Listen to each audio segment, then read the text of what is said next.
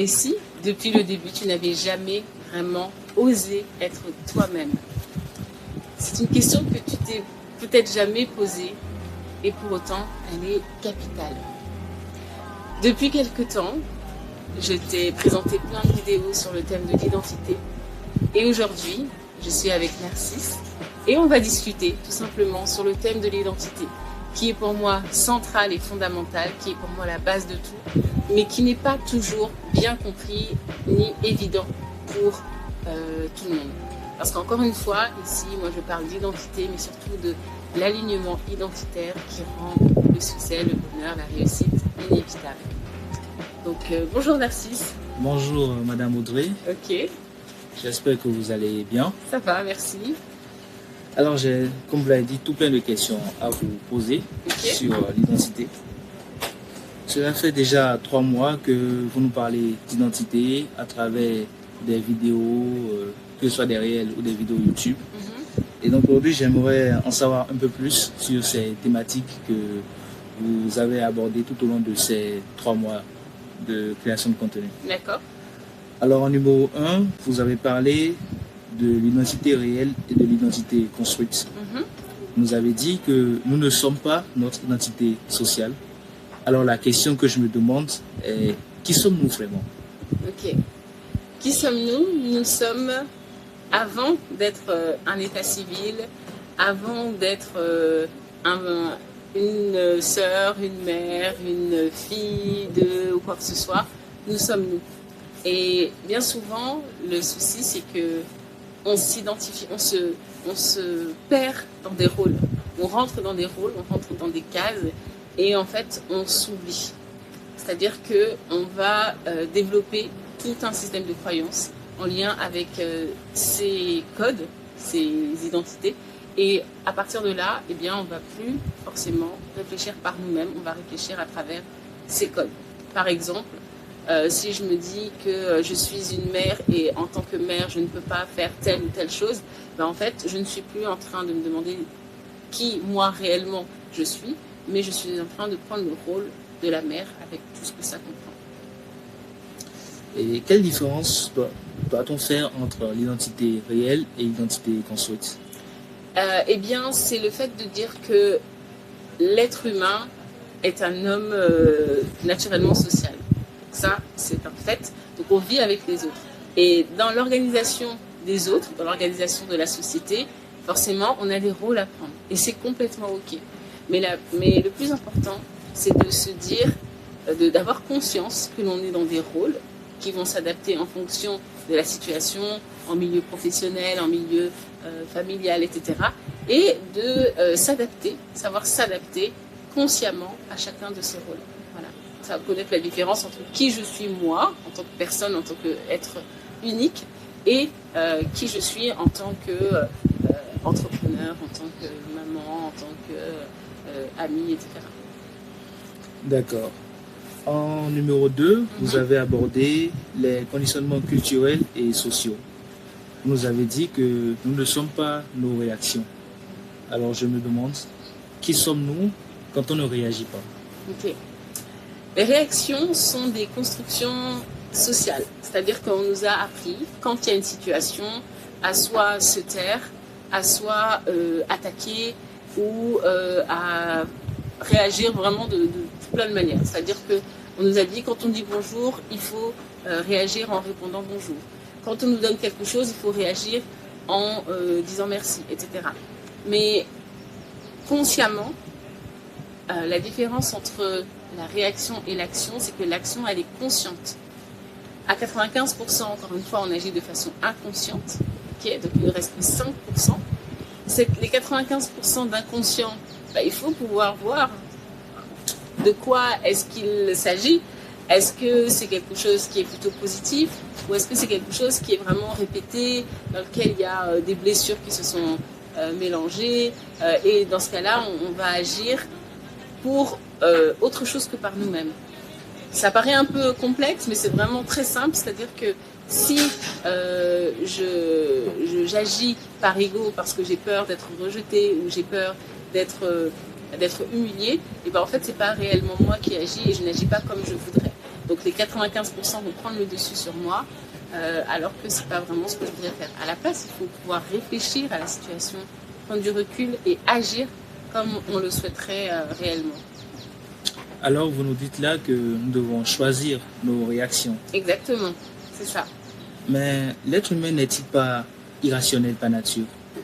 Est-ce que nos réactions ne font pas justement notre spécificité? Alors, je dirais que l'être humain, de par son néocortex, il a la capacité de pouvoir mettre de la rationalité. Il a des émotions, mais il a cette capacité à pouvoir mettre de la rationalité. Et malheureusement, à cause de ces 95% d'inconscient, eh bien, on n'utilise pas suffisamment ces 5% de conscience, ces 5% de capacité à pouvoir maîtriser ses paroles, ses pensées, ses actions. Et c'est là, en fait, que ça fait vraiment la différence. D'accord. En numéro 3, vous avez abordé la thématique du changement d'identité pour scaler, que ce soit dans notre quotidien ou dans notre business. Vous nous avez dit que nous ne sommes pas nos croyances et que les croyances étaient très souvent héritées de notre entourage et de notre environnement. Exactement. Alors la question que je me pose, c'est qui sommes-nous quand on ne suit pas nos croyances? Ok. Quand on ne suit pas nos croyances, nous sommes en capacité de pouvoir décider, de pouvoir nous adapter. L'adaptation, c'est une force chez l'être humain, encore une fois. Les croyances, donc, elles sont souvent liées aux expériences, aux pensées. Les pensées elles-mêmes sont conditionnées par notre famille, par la société dans laquelle on vit. Si je crois qu'en tant que femme, je ne peux pas faire telle ou telle chose et que je reste dans ce rôle-là, eh bien, en fait, je ne ferai rien. Même si mon esprit me dit de faire quelque chose. Et c'est là la différence. On a plein de pensées, on a 60 000 pensées par jour, mais elles sont à 98% les mêmes d'un jour à l'autre. Tout ça parce que, en fait, on fait toujours la même chose et on reste, on stagne. Il y a tellement de personnes qui n'aiment pas leur vie aujourd'hui, qui sont frustrées, qui sont aigries parfois, qui sont dans le remords, le regret, qui voudraient, qui ont des aspirations, mais qui ne bougent pas parce que justement, elles restent dans leurs croyances, elles se disent que c'est pas possible et elles ne vont pas plus loin. Elles ne s'autorisent pas à chercher à devenir quelqu'un d'autre, ou en tout cas devenir plus elles-mêmes pour pouvoir faire les choses différemment. Parce que forcément, si je suis dans une société où on met le rôle de la femme d'une manière, si moi si j'ai l'idée de faire quelque chose qui ne rentre pas dans ce cadre-là, forcément il faut que je sois une autre personne. Et cette autre personne, elle est en moi, puisque tout est possible et qu'on a tous les capacités de faire des choses. Mais si je ne m'autorise pas, si je crois que mes croyances qui conditionnent donc mes actions, qui conditionnent mes résultats et qui confirment encore mes croyances, si je crois que c'est déjà joué d'avance et que je peux rien faire, je ne ferai rien. Dans tous les cas, j'aurai raison. Alors je comprends ce que vous nous dites et la question qui me vient, c'est de vous demander en quoi doit-on croire? En quoi doit-on croire si aujourd'hui on veut scaler, si aujourd'hui on veut réussir? Quelle est cette croyance numéro 1 selon vous que tout être humain devrait avoir? Ok. Alors, il y a des définitions de la réussite qui me plaisent bien, qui me plaisent beaucoup. Parce que la réussite, c'est propre à chacun. Et c'est parce que justement la réussite est propre à chacun que l'on doit obligatoirement soi-même s'écouter. Justement, pour répondre à la question, c'est vraiment ça. Soi-même s'écouter pour dire, c'est quoi pour moi la vérité, la réussite? C'est quoi ma définition de la réussite? Parce que quand on regarde les conditionnements, on nous dit la réussite, c'est, je sais pas, d'avoir une grande maison, une grande voiture, une grosse voiture, avoir tant de millions d'euros, de CFA, peu importe. Mais si moi, ça ne correspond pas à ce que je veux vraiment, je dois être en capacité de pouvoir avoir conscience de ça. Parce que autant il faut justement changer d'identité pour scaler, c'est pas scaler dans le sens capitaliste, je dirais, c'est plus dans le sens de soi-même. Changer d'identité pour être plus proche de soi-même et définir soi-même quel est son critère de réussite et se mettre en action pour bien sûr y arriver. C'est extrêmement important parce que selon moi, les personnes qui ne font pas ça, ce sont des personnes qui, à un moment ou à un autre, de façon évidente, vont clairement avoir un blocage quelque part. Ça va forcément capoter à un moment. Soit ça va capoter au niveau de leur bien-être, c'est-à-dire elles vont avoir une maladie physique ou mentale. Soit ça va capoter au niveau de leur façon de penser, elles vont tomber en dépression, burn-out, soit leur entreprise ne va pas aller jusqu'au bout. Il y a toujours en fait quelque chose qui vient, si ce n'est pas aligné, si ce n'est pas réellement en phase avec soi-même, il y a forcément un moment où ça bloque en fait. D'accord. En numéro 4, vous avez parlé du personnage. Vous avez dit que nous ne devons pas nous identifier à un personnage dans notre vie de tous les jours. Oui. Vous avez également dit que nous ne sommes pas notre environnement ni notre passé. C'est ça, exactement. Alors la question que je me pose, c'est qui sommes-nous quand on n'est pas le personnage? D'accord. Alors, souvent je dis, moins penser à soi pour mieux penser à soi. Donc, moins être un personnage pour mieux être un personnage. Je m'explique. C'est-à-dire que on est tous des acteurs. Socialement, on est tous des acteurs. Quand on nous demande, quand on va rencontrer telle personne, quand on va en entreprise, on s'habille selon les codes de l'entreprise, on salue les gens d'une manière, on parle d'une manière. Quand on est avec nos amis, c'est une autre manière, etc. Donc nous sommes des personnages, un peu comme des acteurs de cinéma. Voilà, sauf qu'on est dans le film de notre vie. Et moins être un personnage pour être mieux un personnage, c'est-à-dire que une fois que je prends conscience que en réalité, je ne suis pas... je vais prendre un exemple concret. Il y a une fille qui avait un rendez-vous professionnel stratégique pour elle, pour son entreprise, et elle est arrivée en retard. Et quand elle est arrivée en retard, dans sa tête, elle s'est dit « Je suis en retard, autant abandonner, qu'est-ce que les gens vont penser de moi ou quoi que ce soit ».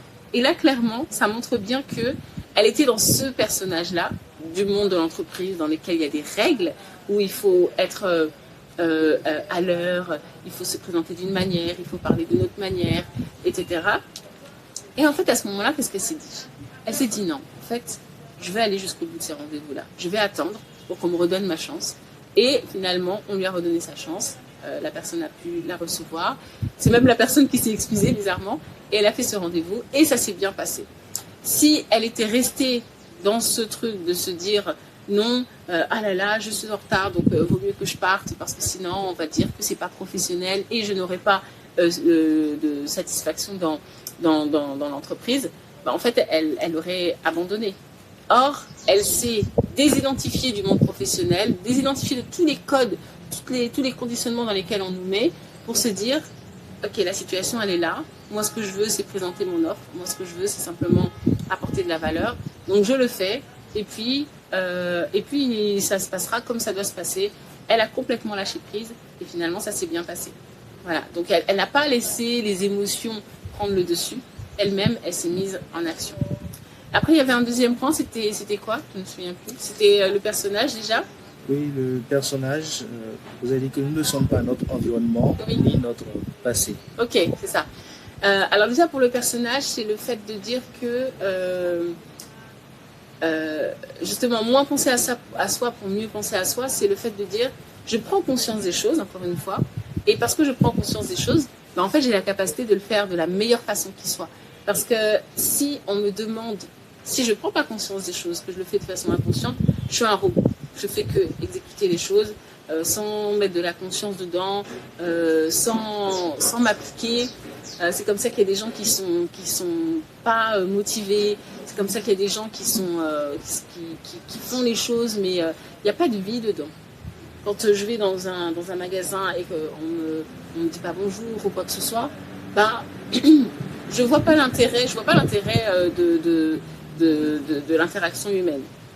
Autant mettre une machine à la place. Or, on est des êtres humains, donc on a besoin de mettre de la vie dans les choses. On a besoin quand on met de la conscience, on fait bien les choses, on est encore plus. On dit bonjour avec le cœur, on dit bonjour avec l'entrain. Enfin, en tout cas, il y a plus de vie dedans. Et effectivement, nous ne sommes pas notre environnement ni notre passé. J'ai envie de te dire que tout est question de perception. Et il y a quelque chose que j'adore dire en ce moment.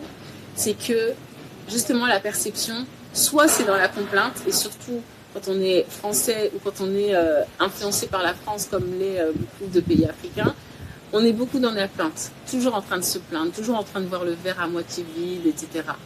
Ça, c'est un conditionnement, d'accord? Mais quand on a conscience de ça, justement, on peut faire autrement, on peut faire comme on le souhaite. Et c'est ça l'enjeu. C'est pas parce que tout le monde dit « Oh, la vie, elle est dure » que moi, je vais dire que la vie, elle est dure. Si je veux dire que la vie, elle est belle, j'ai le droit. Et je dois justement avoir la capacité et le courage de faire face à toutes les personnes qui vont dire mais n'importe quoi, regarde ce que tu dis, t'as pas vu la guerre en Iran? Oui, bah moi je suis pas en Iran, pour le moment il fait beau autour de moi, donc autant que je sois heureuse. Et comme je disais, tout est question de perception, c'est-à-dire que soit on perçoit avec de la souffrance et de la plainte, et donc on garde un mauvais souvenir et potentiellement une blessure sur une situation, ou soit on choisit d'avoir une bonne perception, d'avoir une bonne philosophie, un bon mindset en se disant soit je gagne, soit j'apprends. Donc je suis plutôt dans la gratitude en se disant bah, grâce à ça, pour reprendre l'exemple de l'entrepreneur, elle disait grâce au fait que je sois arrivée en retard, j'ai appris énormément sur moi. Parce qu'on dit que la réussite finalement c'est un voyage, c'est pas un résultat, c'est pas une fin en soi, c'est un voyage. Donc, on n'est pas l'environnement, on n'est pas le passé aussi. On doit apprendre du passé, mais il doit simplement être une information. Et il ne doit pas nous peser, il ne doit pas nous ancrer. Si j'essaye de faire quelque chose une fois et que ça ne fonctionne pas, comme je dis souvent Paris-Marseille, je ne sais pas pourquoi je parle toujours de ça. Si je veux aller à Marseille, que je visualise déjà comme c'est Marseille, l'église, etc. Mais que sur la route, je rencontre des embouteillages, je rencontre une panne sur mon véhicule, je rencontre des intempéries, deux solutions. Soit je continue, et malgré ça, j'ai tellement envie d'être à Marseille que je continue et j'y arrive. Ou soit je me dis, bon bah ça vaut pas le coup, si mon véhicule ne peut pas arriver jusqu'à Marseille, ça va pas le faire. Donc je préfère rester dans ma zone de confort, je préfère abandonner mon projet, je préfère rester chez moi. Mais dans ce cas-là, le problème c'est que à la fin, je serai pas fière de moi, j'aurais pas réalisé mon projet, j'aurais des remords, je serais peut-être aigrie, etc. Donc c'est vraiment le fait de se dire, c'est pas parce que 10 000 personnes disent quelque chose que si moi ma pensée, il faut croire ces pensées en fait, il faut croire ce qui nous vient dans la tête parce qu'on a tous une voix qui nous parle, il faut croire cette voix-là pour savoir ce qu'elle nous dit et se dire que si elle le dit, c'est que c'est valable. Voilà. Alors vous nous dites que notre environnement ne doit pas influencer la personne que nous sommes. Mm-hmm. Mais je me demande, lorsqu'on se retrouve en milieu professionnel, on ne se comporte pas de la même façon que lorsqu'on est à la maison. Est-ce que déjà là, ça ne montre pas que dans notre vie de tous les jours, il faut quand même accepter jouer le rôle d'un personnage?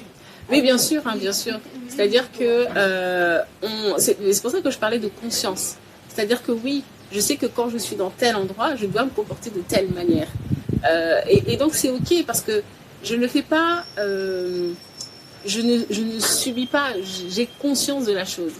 C'est-à-dire que, on va prendre le milieu professionnel par exemple, en fait, c'est-à-dire que quand on est dans une situation et qu'on n'est pas dans la conscience, en fait il y a tout plein de choses qui nous viennent. Par exemple, je vais en milieu professionnel, ah là là, oh aujourd'hui ça va être encore compliqué, ah aujourd'hui il va y avoir telle chose, etc. Ça, c'est une perception que l'on a parce que, justement, souvent, on nous dit le travail, c'est chiant. Il faut savoir qu'on est programmé. Il faut savoir qu'on est vraiment programmé. Qu'on nous dit le travail, c'est chiant. Ah, vivement le week-end. Ah là là, c'est compliqué. Les patrons, ils sont chiants, quoi que ce soit.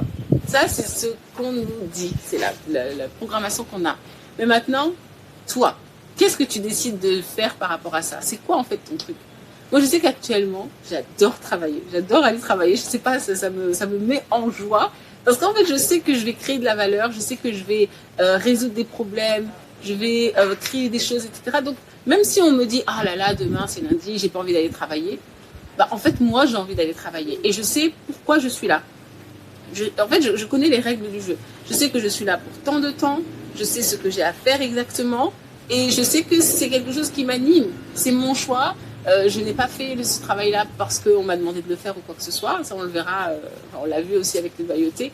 On pourra en reparler tout à l'heure. Mais c'est vraiment le fait de dire que, en conscience, je sais pourquoi je suis là. Et de toute façon, je ne suis pas un arbre. Donc, si aujourd'hui, ça me convient, bah c'est bien. Si demain, ça ne me convient plus, c'est bien aussi. Et demain, on verra comment on va réagir. Mais c'est vraiment chaque jour, choisir en conscience de quel est le personnage que je choisis d'avoir. Parce que je sais pourquoi je le fais. Ça a du sens. D'accord? J'échange ma valeur contre de l'argent. Donc, du coup, je suis OK avec ça. Et je dois être OK avec ça. C'est un travail à faire personnellement. Chacun doit le faire. On doit être OK avec ça. Et si on n'est pas OK, c'est OK. Et donc, dans ce cas-là, on change. Et puis, c'est tout, quoi. Voilà. Donc, vous aimez travailler les lundis? J'adore. J'adore. Okay. Ma dernière question sur cette thématique, c'est de se demander, là maintenant, quelqu'un qui vous suit et qui se rend compte que toute sa vie, il a joué le rôle d'un personnage. S'il avait une chose à faire, une première pierre à poser, justement pour changer, pour lui conseiller de faire quoi? La première chose à faire, c'est déjà, pour se réconcilier à soi, c'est déjà prendre conscience de ça. Alors parfois, cette prise de conscience, pourquoi est-ce que beaucoup de personnes ne veulent pas aller dedans? C'est parce que c'est simple à dire comme ça, mais c'est pas si facile que ça. Et c'est même, je dirais même difficile, c'est éprouvant, parce que ça vient remettre en cause tout notre système, tout notre univers. Ça nous met vulnérables, ça nous met comme à nu. Et on doit prendre conscience en disant, effectivement, cette vie-là ne me correspond pas. Cette chose-là ne me correspond pas. En fait, je ne pense pas comme tout le monde. En fait, je suis différent. En fait, je n'ai pas fait ce que je voulais faire. On est tous, imaginons-nous avec des GPS, on a tous une trajectoire à suivre. Parfois, on dévie notre trajectoire parce que justement, on n'est pas conscient, parce qu'on a suivi des modèles, des schémas, parce que ci, parce que ça. Mais quand on prend conscience de ça, il y a deux solutions. Soit il y a des personnes qui vont se dire, de toute façon, j'y peux rien, ou j'arrive pas, ou c'est trop difficile. Soit il y a des personnes qui vont chercher à abandonner, je dirais. Ou soit il y a des personnes qui vont se dire, voilà, j'ai pris conscience, ça fait mal. Donc, souvent, ce sont des événements forts. Ça peut être, des fois, ça peut être un deuil, ça peut être la perte de quelque chose, ça peut être... Ça, c'est quand la vie nous force à prendre conscience des choses, à nous faire passer le message, parce qu'on a eu plein de signaux pour nous expliquer ça, mais on ne les a pas écoutés. Ça, c'est très, très fréquent. Et du coup, vraiment, la première étape, c'est de se dire, oui, c'est vrai, il y a quelque chose qui doit changer. Oui, c'est vrai, je ne suis pas moi-même, ça ne me ressemble pas. En vérité, j'ai fait ça pendant peut-être toute ma vie. Il y a des personnes qui ont des prises de conscience à 50, 60, 70 ans. Peu importe, du moment que ça arrive un moment et qu'on s'autorise au calcul en cours, comme dans le GPS, pour pouvoir adapter sa trajectoire au chemin que l'on doit adopter. D'accord, j'emploie en bonne note. Enfin, nous allons parler des loyautés invisibles. Vous avez abordé cette thématique. Oui. Vous avez parlé de la famille, de la culture, un petit peu des rôles. Vous avez dit que nous ne sommes pas nos loyautés. Oui. Alors la question que je me demande, qui sommes-nous quand nous ne sommes pas loyaux? Ok. Alors, déjà, j'aimerais rappeler le fait que tout ce qu'on a dit au début, les identités construites réelles, etc., ça nous donne une certaine légitimité ou illégitimité. Aujourd'hui, quelles sont les problématiques qu'on rencontre? Le syndrome de l'imposteur, les problèmes de « oui, je ne me sens pas légitime », la procrastination, etc. Tout ça, ce sont des choses qui font que nous-mêmes, à titre personnel, on ne se sent pas légitime. Donc la légitimité, c'est par rapport à nous. Et par rapport à l'autre, ça va être la loyauté. C'est-à-dire que quand je prends conscience que je ne suis pas mon conditionnement, etc., c'est OK, moi j'ai pris conscience, maintenant qu'est-ce que les autres vont dire? Qu'est-ce que les autres vont dire? C'est-à-dire qu'il y a ce truc-là de se dire, je suis dans les besoins d'être humain, justement. On a cinq besoins, donc merci Monsieur Maslow pour nous avoir parlé de ces 5 besoins. Donc besoin physiologique, manger, dormir, besoin de sécurité, être abrité, être logé, avoir de l'argent, avoir de quoi justement se sentir en sécurité. Besoin d'appartenance. Et ça, c'est très, très, très dans l'identité, c'est un besoin qui est très sensible parce qu'encore une fois, on veut appartenir, mais on est spécifique et on veut être dans la norme, on veut être normal dans la norme. Parce qu'on considère que si on n'est pas dans la norme, on peut être rejeté, abandonné, quoi qu'est-ce. Donc ça, c'est le troisième besoin, le besoin d'appartenance. Donc ça, c'est très, très, très sensible. Après, il y a le besoin d'estime. On a besoin de s'estimer. Estime, ça vient du latin estimare.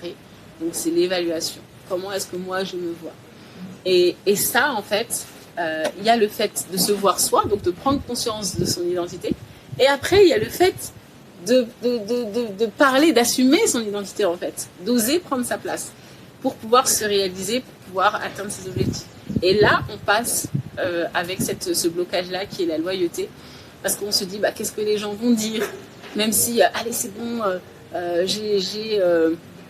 j'ai pris la décision, je m'en fous des gens, je fais comme je veux, ok. Mais souvent, je prends l'exemple, si ta maman elle vient en te disant, mais je comprends pas, pourquoi est-ce que tu fais ça? Qu'est-ce que tu fais? Comment tu réagis? Est-ce que tu vas te dire, ouais, mais quand même c'est ma mère, ou alors oui, c'est vrai que chez moi ça se fait pas, donc j'aimerais bien faire ça, mais chez moi ça se fait pas, on peut pas faire ça, etc. Qu'est-ce que les gens, c'est toujours ça, hein, qu'est-ce que les gens vont dire? Donc il y a ce conflit-là avec la loyauté, où on se dit, j'ai toujours été acceptée, j'ai toujours été une bonne élève, une bonne enfant, une enfant sage, bien perçue. Aujourd'hui, comment est-ce que je vais être perçue? Est-ce que je vais toujours appartenir à ma famille ou pas? Et des fois, on a malheureusement des cas où la famille rejette vraiment, on veut abandonner la personne. Et là, il y a encore une question qui se pose. Qui suis-je? Qu'est-ce que je veux? Est-ce que je suis moi? Donc j'écoute ce qu'il y a dans ma tête, je sais ce que je veux envers et contre tout. Ou est-ce que j'écoute ma famille? Est-ce que j'écoute les gens? Ou est-ce que j'écoute quand on me dit ne reste pas à ta place? On en parle aussi par rapport au statut, notamment au statut de noir, quand on est en France. Parce qu'effectivement, on est dans des cases, on veut nous laisser dans des cases, et on ne veut pas forcément nous laisser. Il y a ce truc-là, ne reste pas à ta place, c'est de se dire, finalement, c'est quoi ma place? Et ma place, en fait, c'est moi qui la définis, parce que je suis la seule à savoir ce qu'il y a. C'est très clair dans ma tête. Souvent, je fais aussi le pont beaucoup avec la religion et la spiritualité, en disant que Dieu, ou l'univers, ou la force, l'être suprême, qui vous voulez, nous a mis, chacun de nous nous a mis un trésor, nous a mis une mission, et chacun de nous, on est tous déjà reliés par cette force-là, et on doit tous aller porter ce message-là. Donc c'est un message qui est positif, c'est un message avec une bonne énergie, avec une énergie de joie, d'entrain, de paix, de sérénité, etc. On n'est pas fait pour être dans la colère, dans la peur, dans la jalousie, l'apathie, etc. On n'est pas fait pour être dans la honte ni la culpabilité. Ça, ce sont les deux émotions les pires qui sont vraiment proches du néant. Et ce sont ces émotions-là qui, justement, amènent les maladies. D'accord ? Et justement, quand on a conscience de ça. On a conscience du fait qu'on est là pour porter un message positif. Ok ? À nous d'avoir le courage, de prendre le courage. Le courage, c'est vraiment ce qui va faire le pivot entre les émotions négatives et les émotions positives. Quand on réussit à avoir ce courage-là, d'affirmer qui on est, d'affirmer notre identité, d'avoir une bonne estime de soi et de décider qu'envers et contre tout, on va suivre cette voie parce que c'est notre mission de vie, là, en fait, c'est là que tout change. C'est là que on ne craint pas le rejet, on ne craint pas les choses. On a une bonne perception des choses. Soit on gagne, soit on apprend. On est focus. On est guidé. On a notre roadmap. On sait là où on va et on y va envers et contre tout. Et il est vrai que dans nos éducations africaines, souvent, de par tout plein de choses, l'Afrique est quand même le garant de la morale. Et ça, c'est vraiment quelque chose auquel je tiens et qui est très important, qui est très bien. Le problème de ça, c'est que parfois, on a des dérives. Les êtres humains, on a des défauts aussi, et c'est OK. Mais le but, encore une fois, c'est de savoir gérer ces défauts, les minimiser au maximum et de maximiser ces zones de génie. D'accord ? Et parfois, on a dans cette histoire de loyauté des choses qui ne sont pas rectes, qui ne sont pas justes. On peut avoir des parents qui parfois sont toxiques. On peut avoir des personnes qui parfois sont dans la jalousie, enfin sont pas alignées, sont pas des personnes inspirantes, d'accord, sont pas des personnes qui sont positives et qui vont imposer de par le droit d'aînesse, de par la morale, ils vont utiliser justement la morale pour pouvoir dévier les gens de leur trajectoire, d'accord. Alors qu'il faut savoir qu'en Afrique, à la base, on est vraiment dans la spiritualité. Souvent, on dit développement personnel, les coachs, etc., c'est pour les Blancs. Mais ce qu'on oublie, c'est que l'arbre à palabre, c'est que les proverbes africains, eh ben, c'est eux qui faisaient le taf avant. Et la sagesse africaine, justement, elle était là pour nous aider dans notre chemin de vie. On a perdu beaucoup de choses, malheureusement, avec l'esclavage, la colonisation, etc. Mais il faut pouvoir se reconnecter à ces choses-là. Et c'est possible, notamment grâce à la naturopathie. Et du coup, pour revenir dans ce contexte africain, quand j'ai l'occasion d'accompagner des personnes qui sont bloquées à cause d'une loyauté imposée, d'accord, et qui veulent justement faire ce travail-là, une astuce que je leur donne, c'est de dire, commencer les phrases par « malgré tout le respect que je vous dois ». Faire en sorte de pouvoir vraiment muscler son discours, être vraiment confiant, parce que la confiance, il y a le mot « con », donc bilatéral, moi et toi. Fi, c'est le fait de se fier, d'être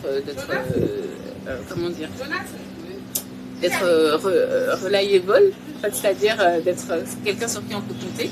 Et donc, le fait d'avoir confiance en soi, ça va donner confiance aux autres. Et vous allez voir que quand on incarne vraiment notre lumière, en fait, on rayonne autour de nous et on fait que les autres n'ont pas d'autre choix que de se plier à ce qu'on souhaite. Voilà. Donc, c'était un grand débat par rapport à ce point-là, mais c'est pour dire à quel point c'est important et à quel point chacun est unique. On a tous nos histoires, on a tous nos conditionnements et on doit composer avec cette mosaïque-là pour trouver pour déjà rester dans la sérénité, la paix, atteindre nos objectifs de la meilleure façon qui soit, parce que tout est possible et que c'est juste une information à trouver, un problème à résoudre, mais que dès qu'on a résolu ce problème-là, let's go. Voilà. Alors c'est très intéressant que vous parlez de l'Afrique. Comme vous l'avez dit, en Afrique on est très attaché à nos coutumes, à nos traditions. On les respecte beaucoup. Oui. Alors ça me rappelle cette histoire d'un jeune homme qui va trouver sa bien-aimée, vouloir la présenter à ses parents. Oui. Et ils vont lui dire que parce qu'elle est de cette ethnie, les deux ne peuvent pas se mettre ensemble, justement parce que selon leurs coutumes, leurs traditions, ce sont des ethnies qui peut-être ont un différent et donc que cette union n'est pas possible. Okay. Donc alors le jeune homme il est dans un dilemme, soit il s'entête et il épouse sa bien-aimée et peut-être il ne sera pas heureux, ils sont maudits et tout ce qui s'ensuit, ou alors il respecte justement la tradition, ce que la coutume dit et la laisse partir. Donc la question que je me pose, à sa place, qu'auriez-vous fait? Ok. Ça, en fait, c'est des scénarios de vie qui existent vraiment, dignes d'un film. Mais souvent, dans les films, ça se passe souvent bien. et c'est pourquoi je dis que justement, le but, c'est de jouer son propre film, d'être le propre acteur, d'être conscient de la façon dont on veut agir, parce qu'on est fait pour agir. Ce jeune homme-là, si il suit ce que disent ses parents, on sait qu'il va être malheureux. C'est pas la fin qu'on a envie de voir. On sait qu'il va être malheureux, il va peut-être être aigri, il va peut-être maltraiter la personne avec qui il va se mettre, parce qu'en fait, il n'est pas aligné. Moi, je crois profondément à l'être humain et je sais que l'être humain est bon. Parce que si on est une représentation de Dieu, qui sommes-nous pour considérer que Dieu a mal fait sa copie? Il nous a bien fait, c'est juste que c'est les paramètres à régler, c'est vraiment aller dans les paramètres système et régler vraiment tout ce qu'il y a à faire, les perceptions, etc.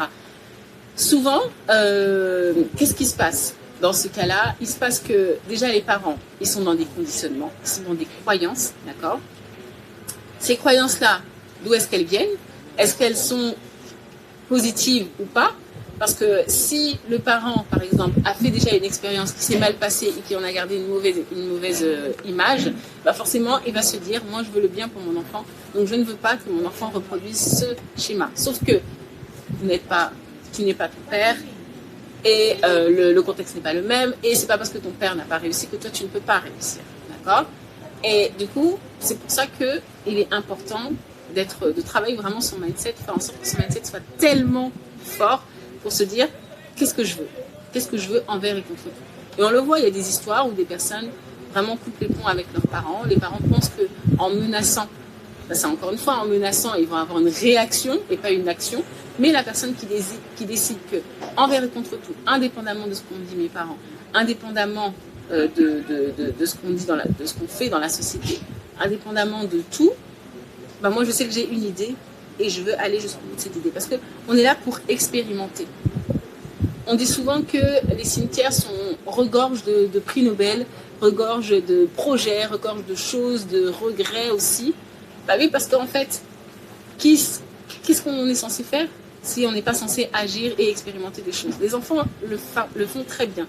C'est nous qui empêchons les enfants, qui désapprenons ça aux enfants. Les enfants, il va monter sur un truc, il va tomber. Ah, je suis tombée, ok, la prochaine fois, je vais essayer de faire attention. C'est-à-dire qu'on est là pour expérimenter. Si la voix nous dit, vas-y, allons-y. Et c'est pour ça que l'introspection, elle est importante. C'est pour ça que la conscience de soi, la connaissance de soi et la confiance en soi sont les bases pour pouvoir se dire que, on m'a dit ça.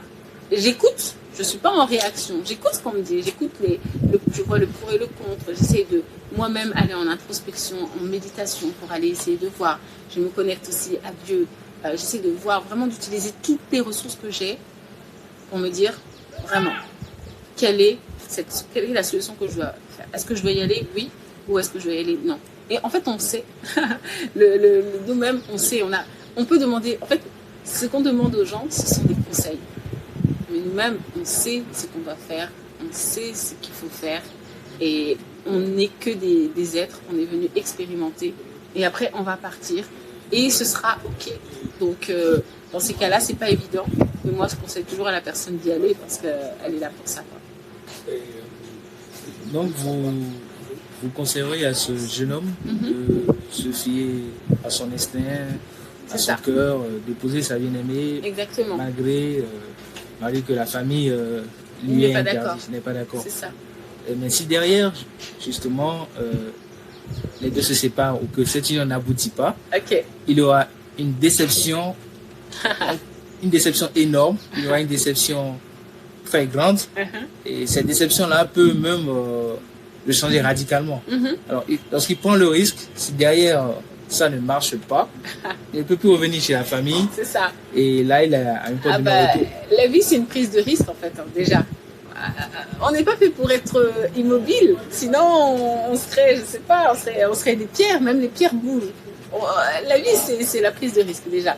Et c'est pour ça que je disais que la conscience de soi, la connaissance de soi, la confiance en soi, donc construire vraiment une identité forte, c'est tellement important. C'est quelque chose qui se muscle. Le mindset, c'est quelque chose qui se muscle parce que c'est important. Parce qu'avec tout ce que j'ai expliqué sur les différentes dynamiques, les croyances, etc., le cerveau, tout ça, qu'est-ce qui se passe? Nos pensées conditionnent nos croyances, conditionnent nos actions, conditionnent nos résultats et conditionnent encore une fois nos pensées. Donc, si on ne muscle pas son mindset, parce que c'est le corps est faible, le mental est faible, d'accord? Si on ne muscle pas notre mindset, qui est la partie de nous qui est connectée à Dieu, on va faire des choses, mais comme on ne va pas être fort dans sa tête pour dire c'est ce que je veux et je ne négocie pas, eh ben, il va y avoir dans notre tête un petit peu de doute. Comme le cerveau adore confirmer ses croyances, si on a la croyance que mes parents ils sont pas d'accord, donc ça veut dire que je vais être maudit, donc ça veut dire que ça va pas marcher, donc ça veut dire que je vais tout perdre. C'est-à-dire qu'on ne fonctionne pas avec la confiance, on fonctionne avec la peur. Or, la peur, c'est une énergie basse. Et quand on fonctionne dans la peur, on développe notre ego. Et notre ego, consciemment ou inconsciemment, c'est là qu'on appelle l'auto-sabotage, etc., il va tout faire pour confirmer nos croyances. Donc des fois, il y a des fois où effectivement ça se passe mal, simplement parce que on s'est déjà programmé à ce que ça se passe mal, avec tout ce truc-là qui est complètement inconscient. C'est vraiment des schémas neuronaux, des machins et tout. Hein. Mais si on prend la décision en disant que envers et contre tout, ça, je prends cette décision et ça va marcher, je sais que ça va marcher, et ben on arrive à quoi? On arrive à nos success stories, on arrive à nos réussites, nos happy endings qui sont dans les films et qu'on voit aussi dans la vie réelle. Et moi j'en connais. Et c'est pour ça que j'adore les histoires comme ça.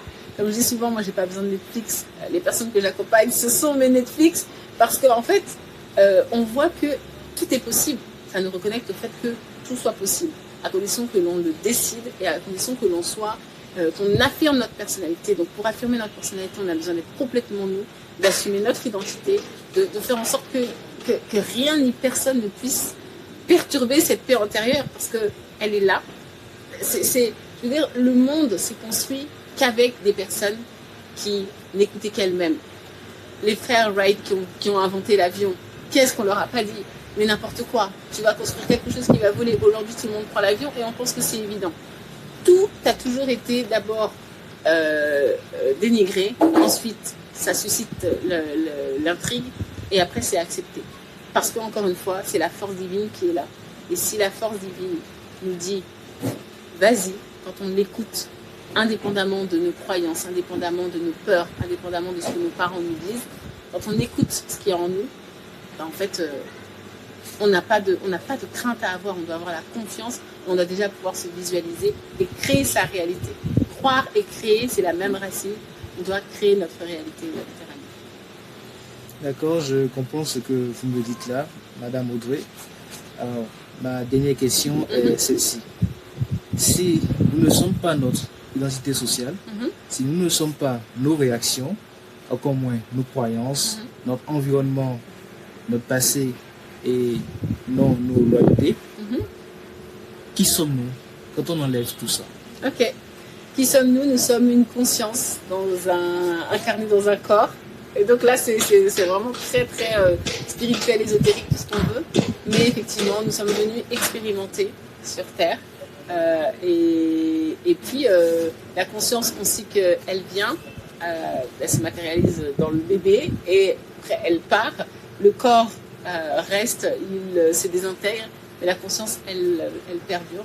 Nous sommes une conscience. Et c'est pour ça qu'on doit continuer à avoir cette conscience. On ne doit pas trop... Souvent, on nous dit qu'il ne faut pas être trop dans le matériel. Ça veut dire quoi? Ça veut dire simplement que le matériel, c'est tout ce qui va nous plomber. Si j'achète, je sais pas, une maison et que je me dis non, c'est ma maison, non mais il faut que tu parles de ta maison, non c'est ma maison, je veux absolument, je tiens à ma maison, en fait je vais peut-être m'empêcher d'être sur mon chemin de vie simplement à cause de cette chose matérielle. Pareil pour le corps, je trouve qu'aujourd'hui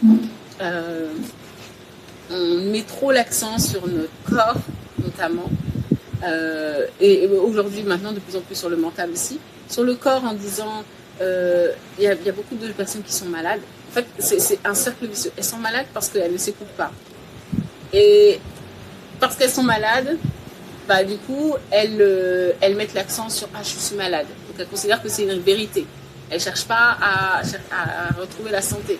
Donc, elles vont être dans les médicaments, elles vont être en train de se plaindre, elles vont être dans des énergies basses, mais en vérité, elles ne cherchent pas à guérir. Et il faut savoir qu'il y a des gens qui ne cherchent pas à guérir.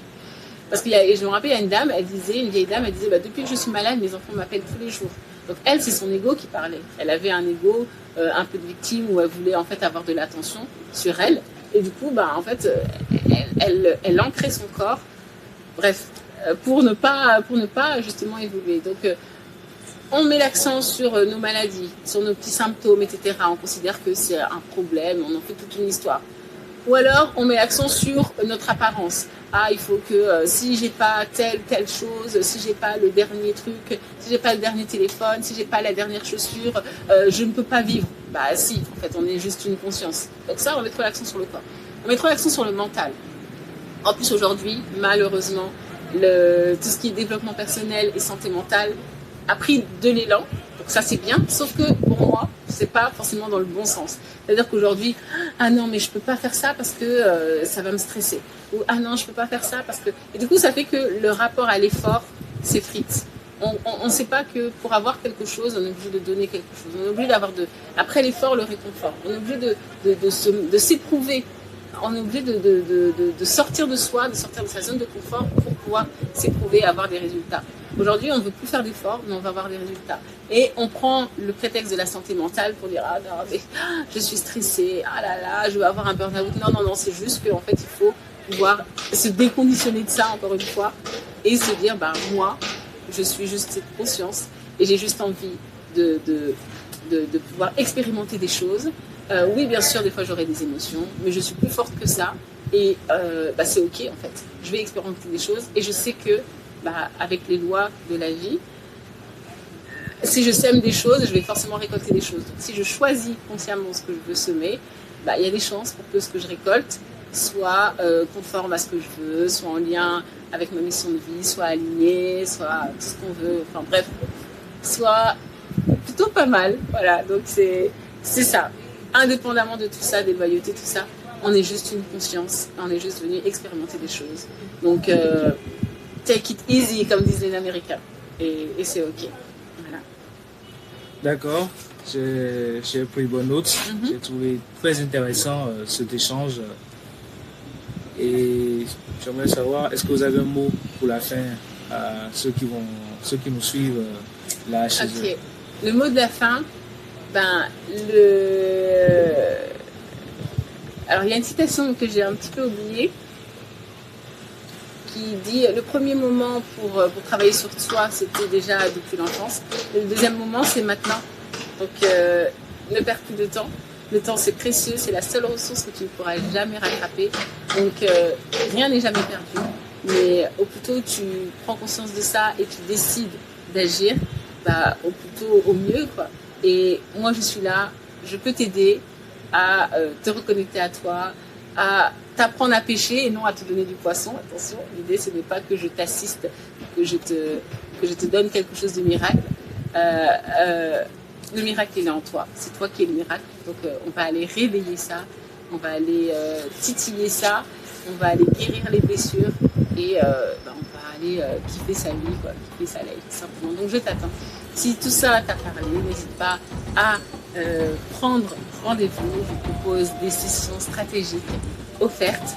Et c'est toujours un plaisir pour moi de pouvoir apporter mon aide à quelqu'un. C'est ma mission de vie, donc c'est OK. Donc n'hésite pas, je t'attends. C'est offert, c'est-à-dire que c'est sans engagement.